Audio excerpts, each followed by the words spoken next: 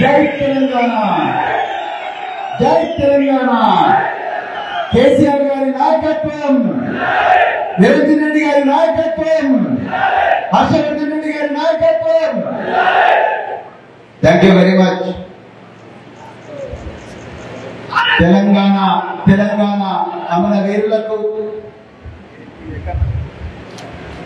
మనితరం, తెలంగాణ అమర వీరులు, సిద్ధాంతకర్తలు ఆచార్య జయశంకర్, శ్రీకాంతాచారి, ఇషాంత్ రెడ్డి, వేణుగోపాలరెడ్డి, భోజ్య నాయక్, సిరిపురం యాదయ్య, సాయి కుమార్, మరెందరో వందలాది మంది మన తెలంగాణ విముక్తి కోసం అసూలు బాసిన అమరవీరులకు ఘనమైన నివాళులు అర్పిస్తూ, తెలంగాణ లేని రోజుల్లోనే ఈ భారతదేశంలో సామాజిక న్యాయం ఉండాలని, కులాలకు మతాలకు అతీతంగా ప్రజలు బతకాలని, తారతమ్యాలు, పేద ధనిక తారతమ్యాలు లేకుండా ఈ దేశ ప్రజలు సోదర భావంతో మెలగాలని, నాటి నుండి నేటి వరకు త్యాగం చేసి మన దేశాన్ని వెలుగు వైపు నడిపించిన ఎందరో సామాజిక ఉద్యమకారులందరికీ, సాహు మహారాజ్ గాని, పెరియార్ రామస్వామి గాని, నారాయణ గురు గాని, కొండా లక్ష్మణ్ బాపూజీ గాని, బాబాసాహెబ్ అంబేద్కర్ గారు గాని, జగ్జీవన్ రామ్ గారు గాని, సర్దార్ సర్వాయి పాపన్న గౌడ్ గాని, అదే విధంగా పండుగల సాయన్న బుదిరాజ్ గాని, అదే విధంగా మరెందరో అమరవీరులు, కొండా లక్ష్మణ్ బాపూజీ గారు గాని, వడ్డే ఓపన్న గారు గాని, ఇంకెంతో మంది త్యాగధనులందరికీ కూడా ఘనమైన నివాళులు అర్పిస్తూ ఈ రోజు సభాధ్యక్షత వహిస్తున్న బీఆర్ఎస్ పార్టీ నాయకులు, కొల్లాపూర్ వాస్తవ్యులు రామచంద్ర యాదవ్ గారికి, అదే విధంగా మీ ప్రాంత ప్రజలందరూ మెచ్చిన మీ ముద్దు బిడ్డ, మరి మీ మాజీ శాసనసభ్యులు,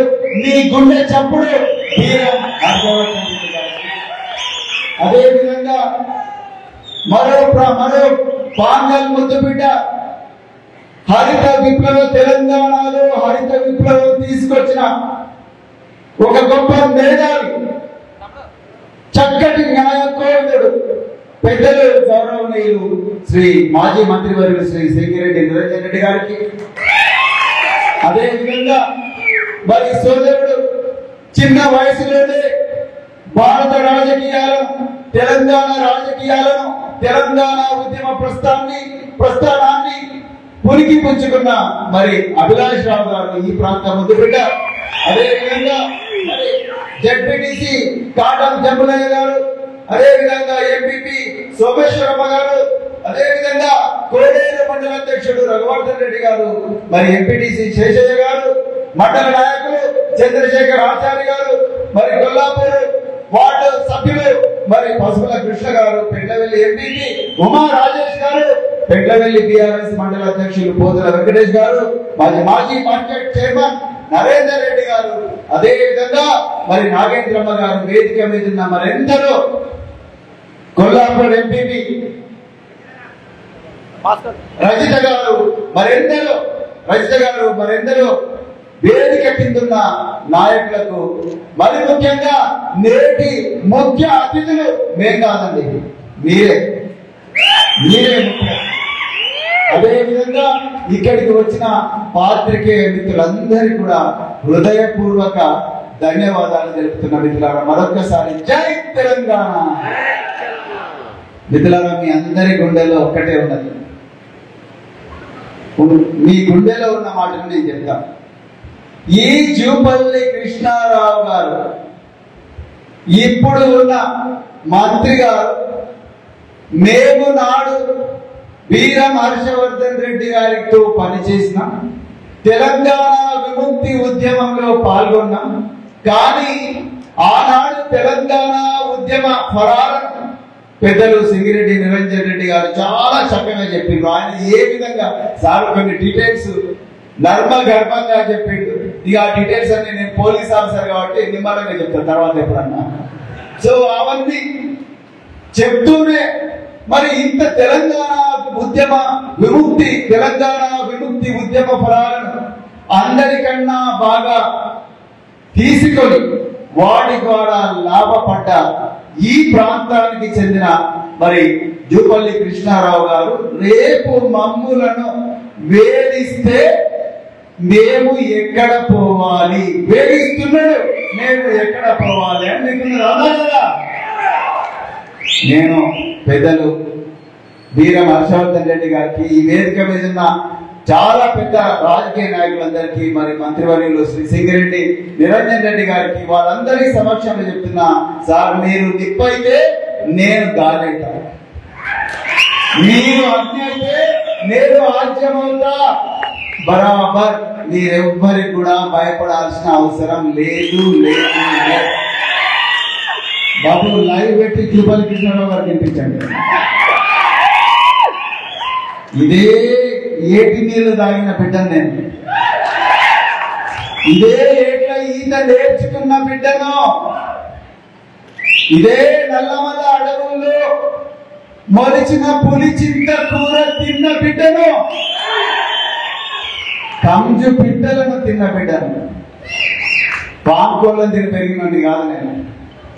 మిత్రులారా, మీ అందరికీ మళ్ళొక్కసారి చెప్తున్నా, ఇప్పుడున్న ఇక్కడున్న సీనియర్ నాయకులతో పాటు నన్ను కూడా మీ కుటుంబంలో ఒకటిగా చేర్చుకోండి.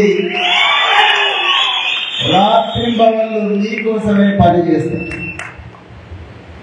మంత్రి జూపల్లి కృష్ణారావు గారు ఆధ్వర్యంలో ఇక్కడి పోలీసు వ్యవస్థ ఎట్లా పనిచేస్తున్నదా అంటే ఇంక చెప్పడానికి మాటలు రావడం లేదు. ముక్కిడిగుండం గ్రామంలో 26వ తారీఖు నాడు మార్చి నెలలో మన పెద్దలు సభాధ్యక్షులు రామచంద్ర యాదవ్ గారి పొలంలో వేరే వ్యక్తులందరూ వచ్చి ఆయన పొలంలో ఆయన పిల్లలను ఆయనను కొడితే సాయంత్రం 6:45 26వ తారీఖు నాడు అయితే రాత్రిపూట జరిగిన ఒక సంఘటనకు వీళ్ళకు కూడా దెబ్బలు తగిలినాయి. అవతలకు కూడా వాళ్ళు తోసుకున్నారు. తోసుకుంటే వెంటనే పోయి ఈయననే మమ్మల్ని కొట్టి ఈయన మా మీద హత్యాయత్నం చేయాలని ప్రయత్నం చేసిండని చెప్పి మమ్మల్ని కులం పేరుతో తిట్టిండని అక్రమంగా, నేను పోలీస్ ఆఫీసర్ పై ఆవులిస్తే పేరు లెక్క పెడతారు. ఆ కంప్లైంట్ చూస్తున్న అర్థమవుతున్నది. కంపల్సరీ రామచంద్ర యాదవ్ ను కాళ్ళు చేతులు కట్టేసి, బిడ్డ ఇంకొకసారి నువ్వు బీఆర్ఎస్ కు పనిచేస్తే నీ గతి ఇట్లనే అవుతుంది, నీ పిల్లల గతి ఇట్లనే అవుతుంది. వాళ్ళ పిల్లలు చూస్తే కళ్ళలో నీళ్ళు వచ్చినాయి. కానిస్టేబుల్ కావాల్సిన బిడ్డలు, ఎస్ఐలు కావాల్సిన బిడ్డలు, గ్రూప్ 2 ఆఫీసర్లు, డిప్యూటీ తహసీల్దార్ కావాల్సిన బిడ్డలు ఇప్పుడు మంత్రి గారి ఆధ్వర్యంలో పెట్టిన ఒక ఫేక్ కేసులో నిందితులుగా మారిన మిత్రులారా, ఒక్కసారి ఆలోచించండి.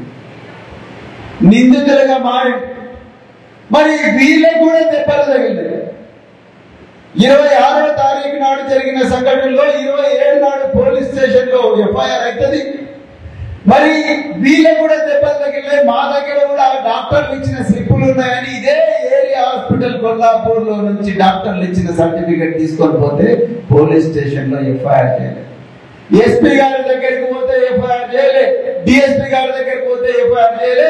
మేము మోక మీదకి వచ్చి వెరిఫై చేసి అప్పుడు చెప్తామని. అసలు సంఘటన స్థలం ఎక్కడ, నేర స్థలం ఎక్కడ, ఎవరైతే బాధితుడు ఉన్నాడో రామచంద్ర యాదవ్ ఆయన పొలంలో జరిగిన ఆయన ఇంట్లోకి ఆయన పొలంలోకి వచ్చి వాళ్ళు కొడితే వాళ్ళు బాధితులైతారు, ఈయన నిందితుడైతాడు.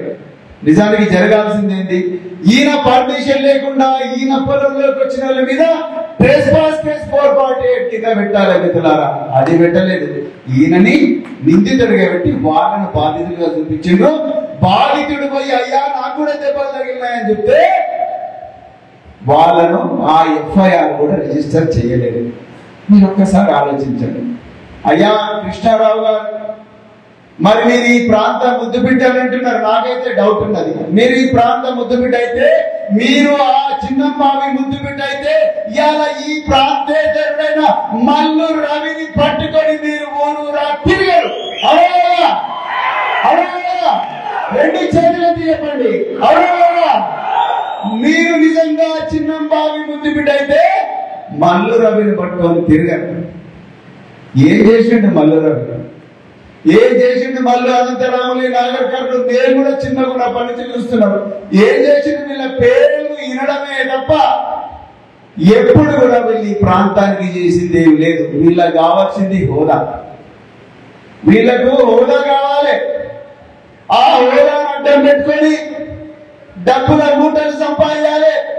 ఆ డబ్బుల మూటలు తీసుకొచ్చి ఢిల్లీ పెద్దలకు అప్పచెప్పాలి. తెలంగాణను దోచుకోవాలి. తెలంగాణను దోచుకొని ఆ డబ్బులను తీసుకొచ్చి రియల్ ఎస్టేట్ వ్యాపారాలు చేయాలి. అందులో వచ్చిన డబ్బు తీసుకొచ్చి తెలంగాణ ఉద్యమకారుల్లో కొంత బలహీనత నుండి స్వార్థం ఉన్న వ్యక్తులను కొనుక్కోవాలి, వాళ్ళ బుట్టలో వేసుకోవాలి. అంతేనే కాదు జరుగుతున్నది ఏంటి?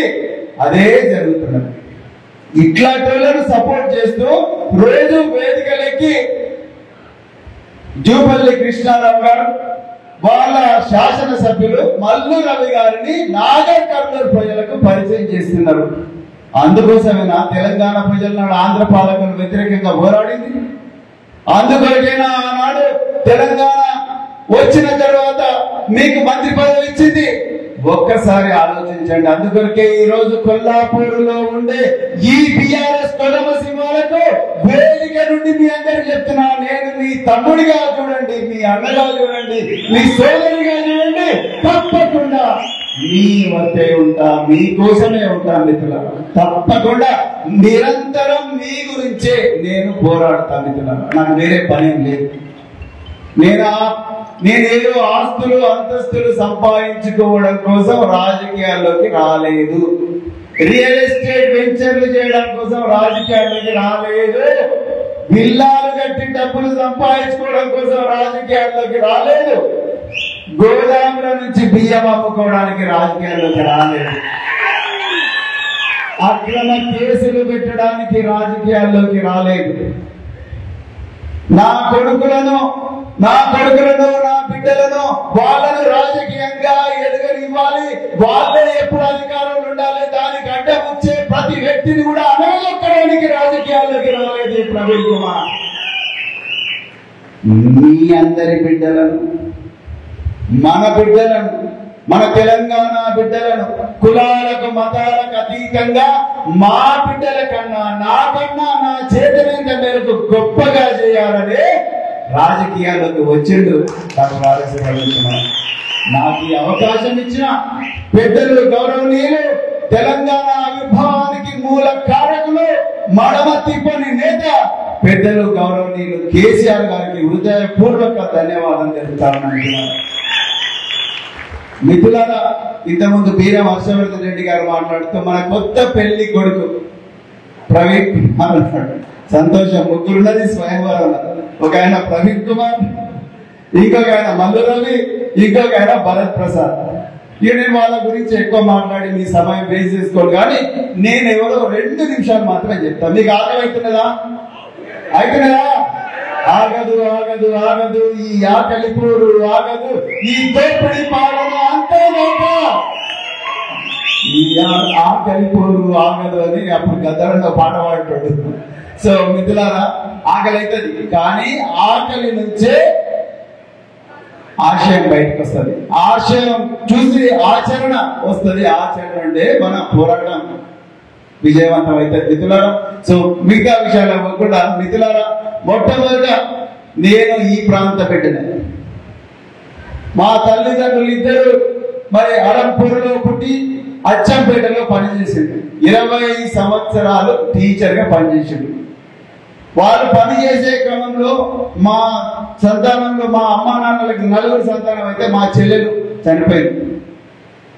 మా చెల్లెలు ఇక్కడే యాక్సిడెంట్ లో చనిపోతే మా అమ్మమ్మ అన్నది, ప్రేమమ్మ ఇక్కడ వద్దు, ఈ ఏరియా వచ్చి రావడం లేదు, నువ్వు మళ్ళీ అనంతపూర్కే పోదాపా అంటే మా అమ్మ అన్నది, ఈ ప్రాంత ప్రజలు మనకు ఇల్లు ఇచ్చిండ్రు, నీడ ఇచ్చిండ్రు, నీళ్ళు ఇచ్చిండ్రు, వాళ్ళ పిల్లలను చదివించే అవకాశం ఇచ్చిండ్రు. ఒక టీచర్కి అంతకన్నా గొప్ప అదృష్టం ఉంటుంది. వాళ్ళనే ఒకరిగా చేసుకున్నారు. నేను నా పిల్ల చచ్చిపోయిన మంచిదే, నేను అచ్చంపేటలో ఉంటా అని చెప్పి మా అమ్మ అని అక్కడనే మా నాయనను మా అమ్మమ్మని అందరినీ కన్విన్స్ చేసి అక్కడే ఉంచారు. మేము 12వ తరగతి వరకు నేను తెలుగు మీడియంలో చదువుకున్న మిత్రులారా, నాకు ఇంగ్లీష్ మీడియం అంటే తెలియదు. 8వ తరగతి వరకు మా మన్ననూరు దగ్గర అమరాబాద్ లో వెంకటేశ్వర్ల బావి అనే గ్రామంలో చదువుకున్న. కరెంటు కూడా చూడలేదు. కందిళ్ళు పెట్టుకొని రోడ్ల మీద నడుస్తూ పోయేవాళ్ళు రాత్రిపూట భయంగా.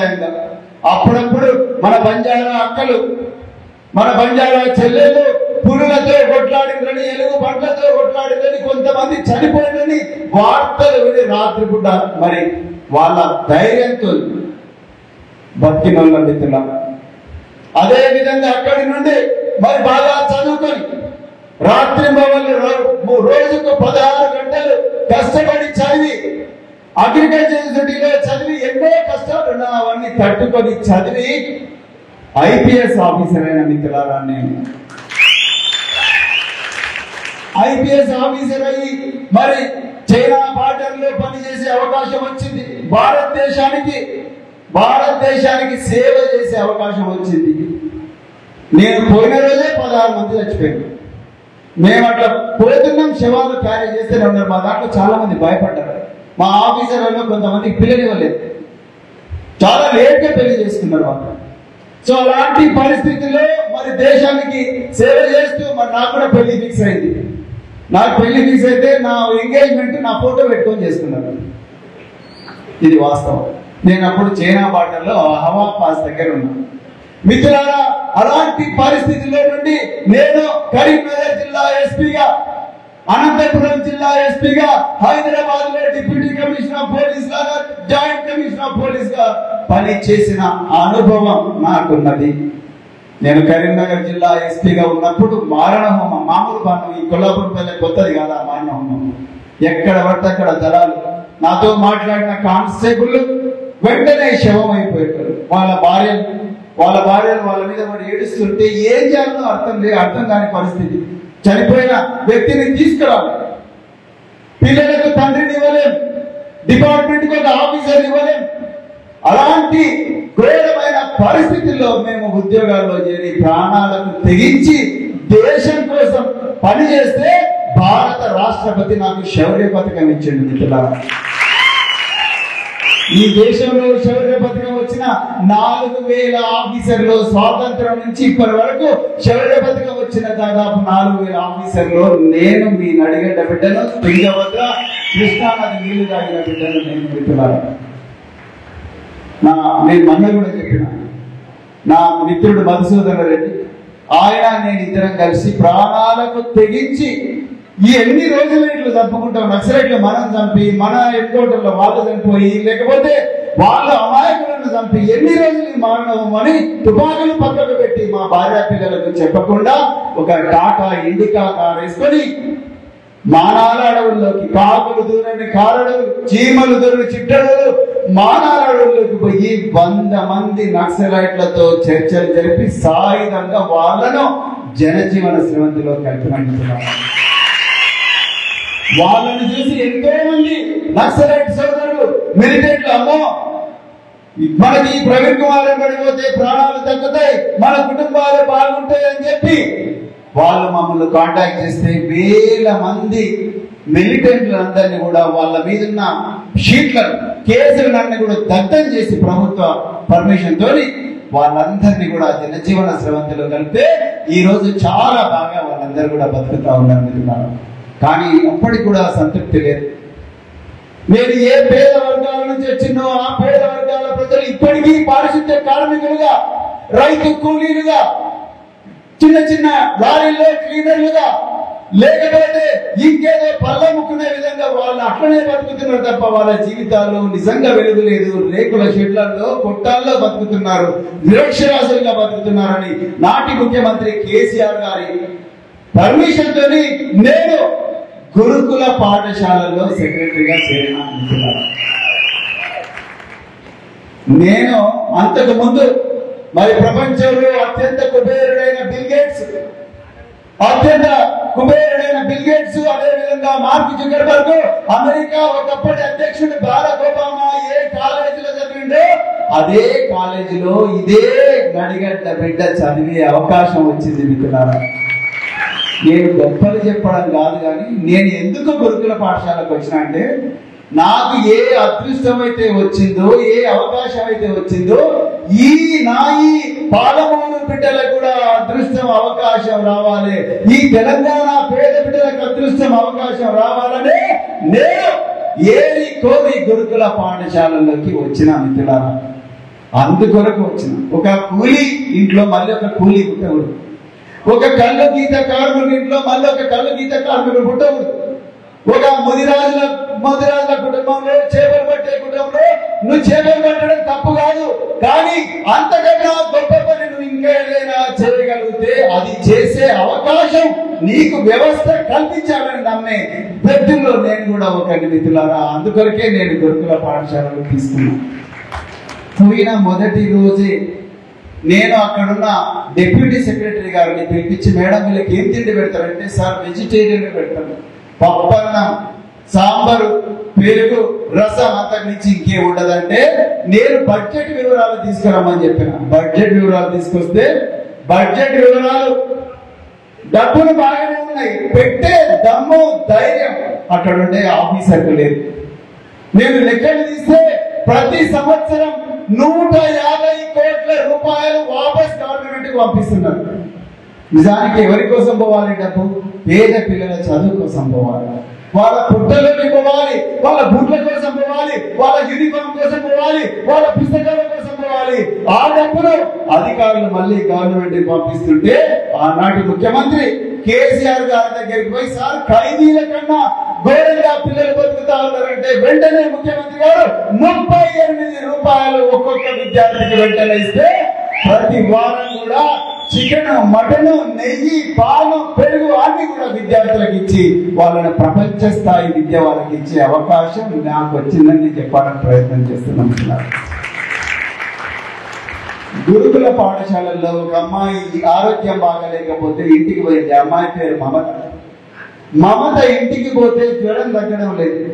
జ్వరం తగ్గకపోతే తల్లిదండ్రులు నిరక్షరాస్యులు కాబట్టి వాళ్ళను ఆ మమతను తీసుకొని ఒక అడవిలోకి పోయి ఎవరో ఒక తెలిసిన వ్యక్తి ఉంటే ఆయనతో తాయెత్తు కట్టిస్తే ఆ జ్వరం తగ్గకపోగా జ్వరం మరీ ఎక్కువైతే మహాత్మా గాంధీ మెమోరియల్ హాస్పిటల్ అమ్మాయిని జాయిన్ చేస్తే మల్టిపుల్ ఆర్గాన్ ఫెయిల్యూర్ తో చనిపోయింది అమ్మాయి.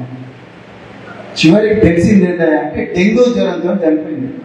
ఈ మమత చనిపోయిందని తెలిసిన వెంటనే నేను వరంగల్ వాళ్ళ ఇంటికి పోతే మమత ఎవరయ్యా చూస్తే నేను వాళ్ళ కాలేజీకి పోయినప్పుడు, సార్ నీలాగానే నేను కూడా ఒక ఐపీఎస్ ఆఫీసర్ అవుతా, నా మార్కులు ఇవి ఇంటర్మీడియట్ ఫస్ట్ ఇయర్ అని చూపించిన ఒక బిడ్డ మమత. నేను ఒక్కసారి ఆలోచించి ఆనాటి ముఖ్యమంత్రి కేసీఆర్ గారితో చర్చించి వారి ముందు ప్రపోజల్ పెట్టి, సార్ ఈ పిల్లల తల్లిదండ్రులకు తెలియదు, ఈ పిల్లలకు ఆరోగ్యం ఏ విధంగా ఉంటుందో తెలియదు, వాళ్ళ బాడీలో ఎలాంటి మార్పులు వస్తున్నాయో వాళ్ళకి తెలియదు, అందుకొరకే మనం వీళ్ళందరి ఆరోగ్యాన్ని, లక్షలాది మంది బిడ్డల ఆరోగ్యాన్ని కాపాడడం కోసం ఒక కమాండ్ సెంటర్, ఒక కంట్రోల్ రూమ్ పెట్టి ప్రతి బిడ్డ కూడా మన దగ్గర ఆరోగ్యంగా ఉంటాడు చూద్దామంటే ఆనాటి ముఖ్యమంత్రి కేసీఆర్ గారు పర్మిషన్ ఇస్తే మేము ఒక కంట్రోల్ రూమ్ పెట్టి లక్షలాది మంది బిడ్డల ఆరోగ్యాన్ని కాపాడినాం. మళ్ళీ మమత లాంటి చావులు లేకుండా చూసిన మిత్రులారా,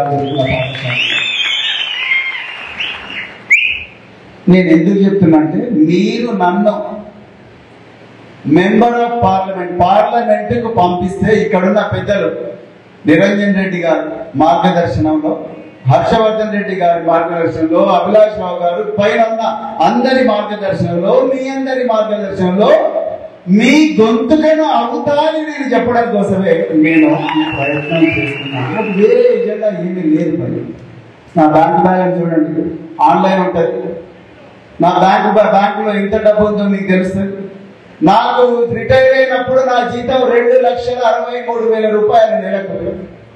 ఒక పార్లమెంటు సభ్యునికి జీతం ఎంత? 1,00,000 రూపాయలు మాత్రమే. 2,63,000 రూపాయల జీతం వస్తున్నా 7 సంవత్సరాల ప్రభుత్వ సర్వీసు మిగిలి ఉన్నప్పటికీ కూడా దాన్ని వదులుకొని మనందరి బిడ్డల భవిష్యత్తు కోసం, మన ప్రాంత ప్రజల భవిష్యత్తు కోసం నేను నా ఉద్యోగానికి రాజీనామా చేసి రాజకీయాల్లోకి వచ్చిన మిత్రులారా, బంగళాల కోసం కాదు, బెంచ్ కార్ల కోసం కాదు, మనందరి బిడ్డలకు బెంచ్ కార్లు ఇప్పించాలని నేను వచ్చిన మిత్రులారా. ఎర్ర బస్సుల్లో తిరగలేని మన బిడ్డలు రేపు ఎయిర్ బస్సుల్లో తిరగాలి, విమానాల్లో తిరిగి విదేశాలకు పోవాలి అని చెప్పి ఒక గొప్ప కళను నిజం చేయడం కోసం ఇక్కడికి రావడం జరిగింది మిత్రులారా. అంతకుమించి ఇంకొక ఆలోచన లేదు. ఇట్లా చెప్పుకుంటూ పోతే చాలా చెప్పవచ్చు మిత్రులారా, చాలా అంటే చాలా చెప్పవచ్చు. ఇవాళ గురుకుల పాఠశాలలో ఒక్కొక్క కాలేజీ నుంచి 300 మంది డాక్టర్లు, వేలాది మంది ఇంజనీర్లు సంవత్సరానికి తయారవుతున్నారు. ఆనాడు కేసీఆర్ గారు మాకు ఇచ్చిన స్వేచ్ఛతో ప్రతి పైసలు కూడా జాగ్రత్తగా ఖర్చు పెట్టి సైనిక్ స్కూల్స్ పెట్టినాం. దేశంలో సంక్షేమ శాఖలో ఎక్కడ కూడా సైనిక పాఠశాలలు లేవు. అమ్మాయిల కోసం సైనిక పాఠశాల లేవు. యుద్ధ విమానాలకు పైలట్లను తయారు చేసిన మిత్రులారా అదే సైనిక స్కూల్లో. యుద్ధ విమానం విలువ ఎంతుంటో తెలుసా? ఒక్కొక్కటి 1,300 కోట్లు. 1,300 కోట్ల రూపాయల విలువైన యుద్ధ విమానాలను మన పేద బిడ్డలు నడిపే విధంగా తయారు చేసిన మిత్రులారా అదే మీకు నేను చెప్పాలనుకుంటున్నాను. న్యాయ కళాశాలలు పెట్టినాం, సినిమా రంగంలో కూడా మన బిడ్డలు ఉండడానికి కళాశాలలు పెట్టినాం, క్రీడా రంగంలో ఉండడానికి మన బిడ్డల కళాశాలలు పెట్టినాం. రేపు మీరు నన్ను నాగర్ కర్నూలు పార్లమెంటు సభ్యుడిగా ఎంపిక చేస్తే ఇక్కడ ఉండే స్థానిక ప్రజాప్రతినిధులు, సీనియర్ ప్రజాప్రతినిధుల సహకారంతో అంతకన్నా గొప్పగా మన నాగర్ కర్నూలు ప్రాంతాన్ని అభివృద్ధి చేద్దాం. దేశంలోనే నెంబర్ 1 ప్రాంతంగా అభివృద్ధి చేద్దాం మిత్రులారా. అదొక్కటే మీకు నా రిక్వెస్ట్. అయితే ఈ సందర్భంలోనే నేను మరొక విషయం మీకు చెప్పాలనుకుంటున్నాను. చివరిగా ఇక్కడున్న స్థానిక మంత్రి జూపల్లి కృష్ణారావు గారు స్థానికేతరుడైన మల్లు రవి గారిని తన భుజాల మీద పెట్టుకొని ఈయనకే ఓటేయండి ఊరూరా ఊరేగిస్తున్నాడు. మీ ఇంతమంది అభిలాష్ రావు గారు చాలా చక్కగా చెప్పిండ్రు. ఈ రాష్ట్రంలో సేల్స్ ట్యాక్స్ తో పాటు కాంగ్రెస్ ట్యాక్స్ కూడా పెట్టి నడుస్తున్నది. ఈ కాంగ్రెస్ ట్యాక్స్ లో ఎత్తిన ప్రతి బిల్లు కూడా ఒక పర్సెంటేజ్, ఆ పర్సెంటేజ్ నుంచి వచ్చిన 100 కోట్ల 1000 కోట్ల రూపాయలను నాగర్ కర్నూలులో పెట్టి ఎట్లయినా చేసి మల్లు రవిని గెలిపించుకోవాలి, ఇక్కడి ప్రాంత ప్రజలను అణిచివేయాలి అని చెప్పే ఒక కుట్రతోని ఇవాళ ఇక్కడ స్థానిక మంత్రి జూపల్లి కృష్ణారావు గారు వ్యవహరిస్తున్నారు. మరి ఆయన ఆటలు సాగనిద్దామా? చెప్పండి గట్టిగా, 2 చేతులు ఎత్తి చెప్పండి. ఆయన ఆటలు సాగనిద్దామా? కొంతమంది ఎత్తుతలేదు. సాగనిద్దామా? గట్టిగా చెప్పండి. వద్దు. మన మట్టి బిడ్డలనే మనం ఎన్నుకోవాలి. అంటే మనం ఈరోజు పెద్దలు నిరంజన్ రెడ్డి గారు చెప్పినట్టుగా మనం రాత్రింబవళ్ళు మే 13వ తారీఖు వరకు కూడా మన గ్రామాల్లోనే నివాసం ఉండాలి. చేతులు జోడించి చెప్తున్నా మిత్రులారా, మన గ్రామాల్లోనే నివాసం ఉండాలి. ప్రజల తలలో నాలుక కావాలి, నీళ్ళలో చేపలాగా మనం ఉండాలి. ఓటర్ లిస్టు పట్టుకోవాలి.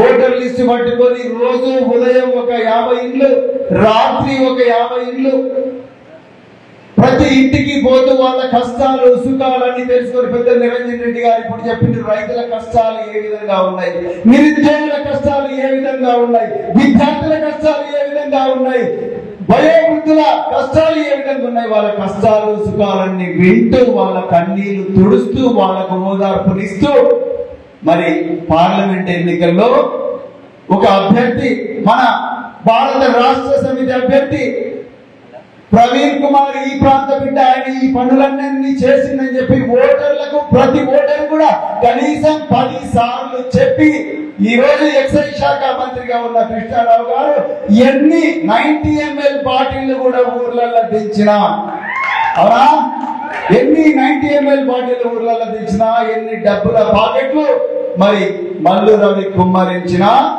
చివరికి ఏ గుర్తుకు ఓటేయాలని చెప్పాలి? ఏ గుర్తుకు ఓటేయాలని చెప్పాలి? కారు గుర్తుకే ఓటేయమని ప్రతిరోజు కూడా చెప్పి మే 13వ తారీఖు వరకు మన ఓటర్ నాటు పెట్టుకొని కూర్చోవాలి. మిత్రులారా, ఈ పోరాటం మామూలు పోరాటం కాదు. ఇది త్యాగానికి భోగానికి మధ్యలో పోరాటం. ఈ పార్లమెంటు పోరాటం ద్రోహులకు, తెలంగాణ ద్రోహులకు తెలంగాణను తీసుకొచ్చి తెలంగాణ అభివృద్ధి మార్గంలో నడిపించిన మరి గొప్ప నాయకులకు మధ్యలో పోరాటం. ఈ పోరాటం 10 సంవత్సరాల నిజానికి 100 రోజుల అబద్ధానికి మధ్యలో పోరాటం. ఎవరు గెలవాలి? నిజం గెలవాలి. ఆనాటి కేసీఆర్ పాలన ఒక నిజం, ఈ రోజు రేవంత్ రెడ్డి పాలన 100 రోజులు అబద్ధం. ఇలా సిగ్గు లేకుండా అదే తుక్కుగూడలో మళ్ళీ అబద్ధాలు చెప్పడం కోసం ప్రజలను గొర్రెల్లాగా తీసుకొని పోతున్నారు. ఒక్కసారి అప్రమత్తంగా ఉండండి మిత్రులారా. ఈ పోరాటం నడిగడ్డలో ప్రజలు తినే ఉగ్గాని బజ్జీకి, మల్లు రవి తినే ఊతప్పం చెట్టికి మధ్యలో పోరాటం. ఎవరు గెలవాలి? ఉగ్గాని బజ్జీ గెలవాలి. ఈ పోరాటం మన కొల్లాపూర్ ప్రాంత ప్రజలు తినే జొన్న రొట్టెలకు, మల్లు రవి గారు తినే దిబ్బ రొట్టెలకు మధ్యలో పోరాటం. ఎవరు గెలవాలి? జొన్న రొట్టెలు గెలవాలి. ఈ పోరాటం నలవల అడవుల్లో దొరికే పులిచింత కూరకు, వాళ్ళు తినే పాలక్ పనీర్కు మధ్యలో పోరాటం. ఎవరు గెలవాలి? పులిచింత కూర గెలవాలి. మిత్రులారా, ఇది మన పోరాటం, ఇది మన మట్టి పోరాటం, మన బిడ్డల భవిష్యత్తు కోసం పోరాటం. ప్రవీణ్ కుమార్ ఒకవేళ పార్లమెంటులో కూర్చుంటే ఇక్కడ ఉండే మామిడి తోటల రైతు కూర్చున్నట్టే. ప్రవీణ్ కుమార్ పార్లమెంటులో కూర్చుంటే ఆకలితో అలవటిస్తున్న ఆటో డ్రైవర్లు కూర్చున్నట్టే. ప్రవీణ్ కుమార్ పార్లమెంటులో కూర్చుంటే ఈ రోజు తల్లిదండ్రుల దగ్గర నుంచి తీసుకుపోయిన బియ్యం బస్తాలతోని, తల్లిదండ్రులు పుస్తకాలు తాకట్టు పెడితే వచ్చిన డబ్బులతోని అశోక్ నగర్ లో కూర్చొని రాత్రింబవళ్ళు కష్టపడుతూ ఉద్యోగాల కోసం శ్రమిస్తున్న నిరుద్యోగులు కూర్చున్నట్టే పార్లమెంటులో. మిత్రులారా, ప్రవీణ్ కుమార్ పార్లమెంటులో కూర్చుంటే పారిశుద్ధ్య కార్మికులు కూర్చున్నట్టే. ప్రవీణ్ కుమార్ పార్లమెంటులో కూర్చుంటే వర్గీకరణ కోసం పోరాడుతున్న ఎస్సీ వర్గీకరణ కోసం పోరాడుతున్న దళిత సోదరులు కూర్చున్నట్టే. మిత్రులారా, ప్రవీణ్ కుమార్ పార్లమెంటులో కూర్చుంటే మాదాసి కురువకు ఎస్సీ హోదా కోసం, వాల్మీకి బోయలకు ఎస్టీ హోదా కోసం పోరాడుతున్న ఈ సోదరులందరూ పార్లమెంటులో కూర్చున్నట్టే. మిత్రులారా, వర్గీకరణ గురించి అనే మందకృష్ణన్న నాగర్ కర్నూలులో భరత్ ప్రసాద్ గారికి ఓటేయండి మళ్ళీ ఒక పత్రికా సమావేశం పెడుతున్నారు. నేను ఒక్కటే మాట చెప్తాను మిత్రులారా, 2014లో ఇదే కేసీఆర్ ప్రభుత్వం, తెలంగాణ రాష్ట్ర ప్రభుత్వం ఏకగ్రీవంగా అసెంబ్లీలో తీర్మానం చేసింది వర్గీకరణ రావాలని. 16లో మళ్ళీ తీర్మానం చేసింది.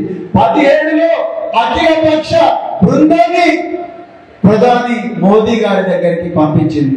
ఇంతకన్నా గొప్ప విశ్వసనీయత ఎవరి దగ్గర ఉంటుందో ఒక్కసారి ఆలోచించండి. కానీ నరేంద్ర మోడీ గారు నాగర్ కర్నూలులో ప్రవీణ్ కుమార్ ను ఓడగొట్టాలని వచ్చిన నరేంద్ర మోదీ గారు మీ చేతిలో 10 సంవత్సరాల అధికారం పెట్టుకొని కనీసం వర్గీకరణ గురించి ఆర్డినెన్స్ కూడా ఇవ్వలేని చేతగాని దద్దమ్మలు మీరు ఎలా మళ్ళీ వర్గీకరణని మళ్ళీ దళితులను మోసం చేసే ప్రయత్నం చేస్తున్నారు. దయచేసి మోసపోతుంది. కృష్ణన్న, నీకు చేతులు జోడించి దండం పెట్టి చెప్తున్న కృష్ణన్న, దయచేసి రాజ్యాంగాన్ని రద్దు చేస్తాం, 400 సీట్లు ఇవ్వండి అంటున్న బీజేపీ పంచన చేరకు కృష్ణన్న, దయచేసి భారత రాష్ట్ర సమితి అభ్యర్థులకు ఓటేయండి. రాజ్యాంగం పదిలంగా ఉంటుంది, తెలంగాణ ప్రజల ప్రయోజనాలు పదిలంగా ఉంటాయని మరి చెప్తున్నా మిత్రులారా. అదే విధంగా మరి మళ్ళొకసారి చెప్తున్నా, కొల్లాపూర్ కొదమ శివాలకు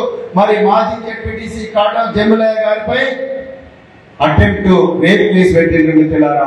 అదే విధంగా చింతలపల్లి మురళీధర్ రెడ్డి బాగా అంగన్వాడీ టీచర్ గా ఉంటే తొలగించారు. ఇంకొక సోదరుడు చారి గారిని ఆయనను కూడా ఉద్యోగం నుంచి తొలగించాడు. ఆయన కొడుకుపై పోలీసు కేసులు పెట్టిండ్రు.